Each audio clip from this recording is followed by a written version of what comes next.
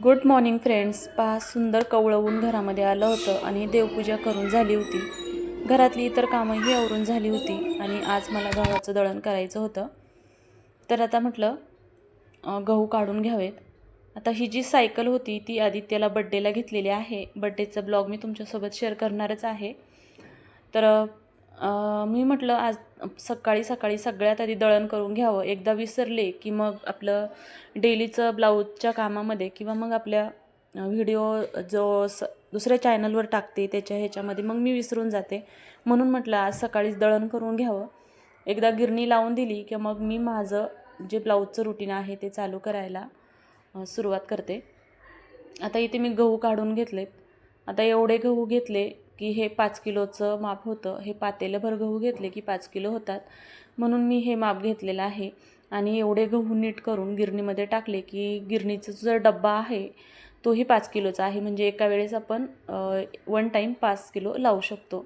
तर आता म्हटलं हे गहू काढले आहेत ते स्वच्छ करून घ्यावेत आणि मग गिरणीमध्ये टाकावे. कारण आपल्या बायकांना खूप सारी घरातली कामं असतात, शिवाय बाहेरची असतात. मुलांचं शाळेत आणणं, नेणं, सोडणं, घरातली कामं, प्लस आपलं हे जे असतं आठवड्याचं किंवा 15 दिवसाचं दळण वगैरे करणं.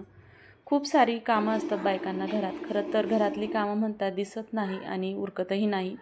अशी खरी मजा असते घरातल्या कामांची. आणि घरातल्या कामांमध्ये वेळ गेला की मी ब्लाऊजचं काम दुर्लक्षित होतं आणि त्यामुळेच आपल्या या चॅनलवरचे व्हिडिओ कमी येतात, कारण वेळ भेटत नाही. त्या चॅनलवरचाही व्हिडिओ असतो, त्याचंही शूटिंग असतं, घरातली कामं असतात, मुलं असतात आणि सध्या मुलांचं परीक्षेचं रुटीन चालू आहे.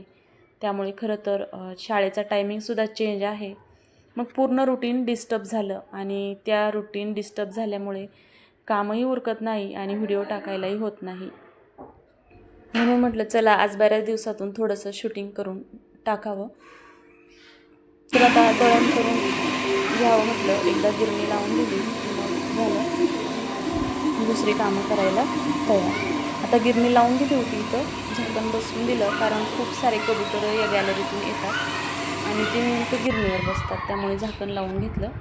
आता त्यानंतर मला शूटिंग करायला वेळ भेटला नाही. गिरणी लावून दिली, मग जेवण वगैरे झालं आणि हे संध्याकाळचं शूटिंग होतं 5-6 वाजताचं, आदल्या दिवशीचं.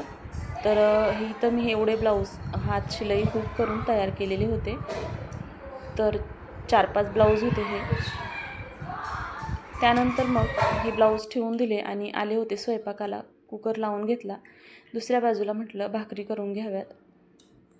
कुकर होईपर्यंत भाकरी करून होतात आणि मग शेवटी भाजी राहते. आज खरं तर मटकीची भाजी बनवायची होती, म्हणून कुकरलाच मटकी आणि भात लावून दिला. शक्यतो भात मी पातेल्यातच बनवते, पण आता कसं गॅसचे प्रॉब्लेम असल्यामुळे मग सध्या कुकरचाच वापर करते, कारण कुकरला गॅस कमी लागतो आणि शिवाय मटकी आणि भात एकत्र होतात.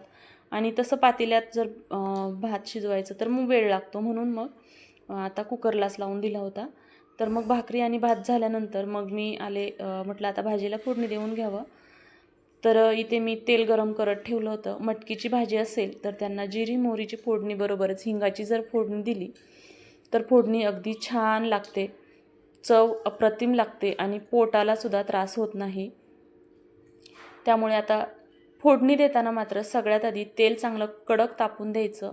त्यामुळे तेल तापलेलं असलं की जिरं मोहरी टाकली की अशी छान जिरं पहिल्यांदा तडतडलं की वरून मग मोहरी आणि मग कढीपत्ता, हिंग, मग खूप छान खमंग वास सुटतो. आणि जर ठेचलेला लसूण असेल तर मग काय मजाच वेगळीच मजा वाटते आणि टेस्टही छान बनते. त्यानंतर हा सगळा मसाला मी एकत्र काढून घेतलेला होता, कारण तेल तापलेलं असलं की पटकन मसाला टाकावा लागतो, नाहीतर मग पूर्ण मसाला करपतो. त्यानंतर ही कुकरला शिजवून घेतलेली मटकी होती ती मग या मसाल्यामध्ये पटकन टाकून दिली करपण्या अगोदर. तर आता हे झाल्यानंतर मी आता भाकरी झाल्यानंतर वाटण बनवूनच घेतलेलं होतं, म्हणजे कांदा टोमॅटो भाजून घेतलेलं होतं. कांदा टोमॅटो, खोबरं शक्यतो कमी वापरते, पित्त होतं म्हणून. खरं तर शेंगदाण्याने सुद्धा पित्त होतं, पण थोडंसं पातळ भाजी करायची म्हटलं तर मात्र मग शेंगदाणे लागतातच, नाही तर मग अगदी पाणी पाणी वाटतं. थोडंसं भाजी मिळून येण्यासाठी थोडेसे शेंगदाणे टाकावेच लागतात. तर पहा आता वाटण वाटून घेतलं आणि वाटणसुद्धा या मसाल्यामध्ये टाकून घेतलं, किंवा तुम्ही मसाला फ्रायसुद्धा करू शकतात, पण या पद्धतीने जर केलं तर भाजीची टेस्ट छान येते.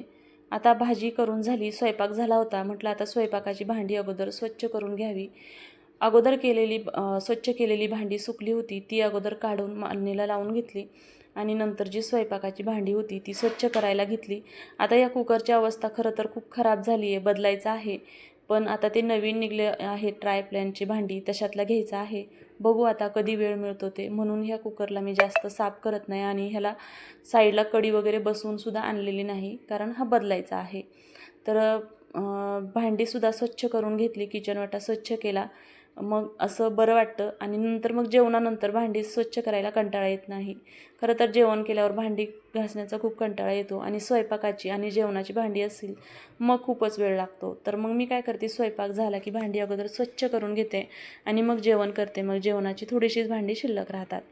तर चला मैत्रिणींनो, आजचा ब्लॉग तुम्हाला कसा वाटला? आवडला असेल तर लाईक करा आणि चॅनलवरती नवीन असाल तर चॅनलला सबस्क्राईब करा. तर पहा, आता भाजी तयार होती. आता भातही झालेला होता, भाजीही झालेली होती आणि भाकरी होती. तर चला करूया जेवण.